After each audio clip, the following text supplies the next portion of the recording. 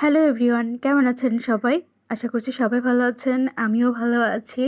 তো আজকে আমি খুলনার সেই এখনকার ভাইরাল বিরিয়ানি, সেই স্বাদ বিরিয়ানি ট্রাই করেছিলাম। আপনারা কে, কে এই বিরিয়ানিটা ট্রাই করেছেন কমেন্ট করে জানাবেন কিন্তু।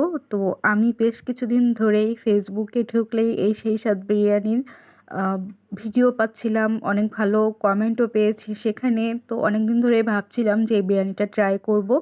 তো আগেও আমি একদিন গিয়েছিলাম, বাট সেদিন দোকান অফ হয়ে গিয়েছিল। এত পরিমাণ সেল এখানে যে একটু লেট করে গেলে আর দোকান খোলা পাওয়া যায় না, বিক্রি হয়ে যায় সব কিছু। আর গেলেও অনেক ভিড় থাকে, লাইনে দাঁড়িয়ে নেওয়া লাগে। তো সব কিছু মিলায়ে আমি অনেক বেশি এক্সাইটেড ছিলাম যে এই বিরিয়ানিটা কখন খাবো। তো পরবর্তী যেদিন গিয়েছি সেদিন আমরা যে বিরিয়ানিটা পেয়েছিলাম, আমি এবং আমার রুমমেট ২ জনই অনেক এক্সাইটেড ছিলাম। তো এখানে সালাদ দিয়েছিল, আপনার টমেটো আর শসা এটা আলাদা একটা প্যাকেটে করে দিয়েছিল। সবথেকে মজার ব্যাপার হচ্ছে যেহেতু ৳৯৯ করে বিরিয়ানি, তো ৳২ ওনারা চকলেট দিয়ে দেয়। আমি এটা খেয়াল করিনি ওই সময় দিয়েছে।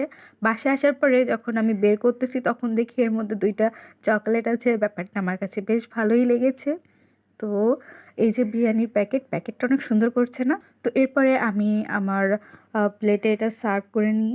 আমার এরকম ১ পিস মাংস পড়েছিল, আর রাইসের কোয়ান্টিটি আপনারা যেরকম দেখছেন এরকমই একজনের জন্য একদম পারফেক্ট। কিন্তু আমার রুমমেটের যে বিরিয়ানির প্যাকেট ছিল ওখানে কিন্তু ছোট, ছোট ৩ টুকরা মাংস ছিল।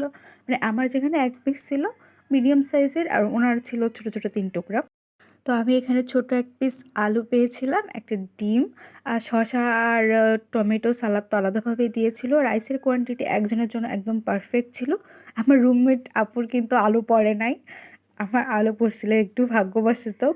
তো এটা যখন আমি খাই আমার কাছে এটা একটু শুকনো, শুকনো মনে হয়েছে। মানে বিরিয়ানিতে যেরকম একটু অয়েলি হয় সেরকম ছিল না, একটু শুকনো, শুকনো ছিল। বাট মাংসটা ওভার কুক ছিল। মানে এত বেশি ভাজা ছিল, একদম শক্ত হয়ে গিয়েছে।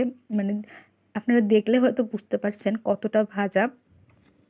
আমি যতটা বেশি দেখেছি এটা ভাইরাল, মানে যেরকম দেখেছিলাম আর যেরকম স্বাদ ভেবেছিলাম সেরকম আমার কাছে লাগে নাই। হয়তো ৳৯৯ হিসাবে ঠিক আছে। আমার কাছে তারপরেও মনে হয়েছে আমি যতটা এক্সপেকটেশন করেছি তাদের ভিডিও দেখে আমার কাছে ওরকম মনে হয় নাই। রাইসটা একদম শুকনা, শুকনা ছিল, আর বিরিয়ানির যে ফ্লেভারটা ওইটাও আমি ওইভাবে পাই নাই। আমার কাছে অতটা বেশি ভালো লাগে নাই। আপনারা কে, কে সেই স্বাদ বিরিয়ানি খেয়েছেন? আপনাদের কাছে কেমন লেগেছে কমেন্ট করে জানাবেন। আসলে সবার টেস্ট বাড তো একরকম হয় না, রেগুলারের রান্নাও একরকমই হয় না। তো আপনারা কমেন্ট করে অবশ্যই জানাবেন আপনাদের কাছে কেমন লেগেছে। আমি তো তাদের ভিডিও এবং রিভিউ দেখে যেরকমটা মানে আশা করেছিলাম, ভেবেছিলাম সেরকমটা পাইনি। তো আজকে এই পর্যন্ত, বাই।